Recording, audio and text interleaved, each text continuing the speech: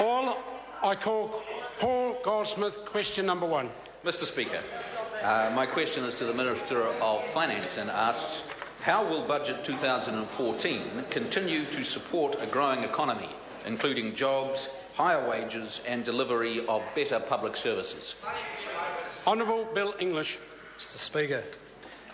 Speaker, the 2014 budget struck a good balance by returning the government's books to surplus next year, the first of a number of surpluses, and making important investments in families and public assets. The budget signals the government has moved from managing recession and recovery to managing in a growing economy. This is reflected in significant progress that the economy has made, with businesses investing, wages rising faster than inflation, 84,000 new jobs in the last year, and our exporters posting record results despite a high exchange rate and frequent disruptions in international markets. As the Prime Minister has said, Budget 2014 was a confident budget for a confident country. Supplementary. Supplementary question, Paul Goldsmith. To the Minister, what specific measures did the budget include to support children and families? Honourable Bill English. Mr. Speaker. Point of order, sir. I apologise to the Minister. Point of order, Brendan Horan. Sir, when I raised the point of order earlier, it was to speak to the point of order that I took offence at the Honourable Winston Peters' comments. Order. We've moved well past that at this stage. Honourable Bill English. Mr. Speaker, well, some people just want to hear it all over again, including, I'm sure, including that member. A $500 million package over 4 years supports children and families. It has 5 parts: a boost to the paid parental leave scheme, $42 million increase to the parental tax credit, to provide free GP visits and free prescriptions for children under 13, an extra $150 million to help early childhood education centres remain accessible and affordable, and $33 million to help vulnerable children. The government is able to provide this support in this budget because of the hard work in previous budgets to get spending under control and the better tools the government now has for deciding where to spend now for a long-term payoff.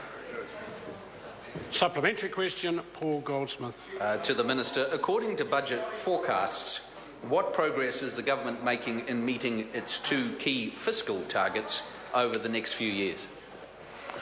Honourable Bill English. Mr. Speaker, the 2 important targets for the government's books were to achieve surplus in 2014-15 and to return Crown debt back to 20% of GDP by 2020.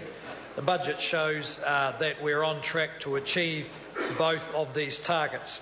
It's important that, having run up debt over the last 5 or 6 years to fill the gap between our expenditure, our revenue and pay for the earthquake, that now times are better, we take the opportunity to repay that debt so future governments have the same tools available to them as this government did. Supplementary. Supplementary question, Paul Goldsmith. Supplementary to the Minister. What steps does the budget take to help ensure that interest rates remain lower for longer and do not reach the historically higher levels seen in 2008? Honourable Bill English. Well, Mr. Speaker, interest rates reached over 10% in 2008, partly because of runaway government expenditure and a drastically overheated housing market.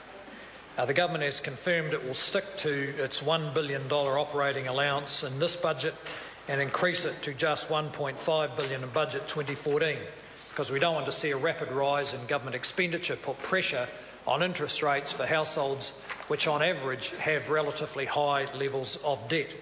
These allowances are very modest by historic standards. In fact, a bit more than half of what the new allowances used to be in the 5 years up to 2008.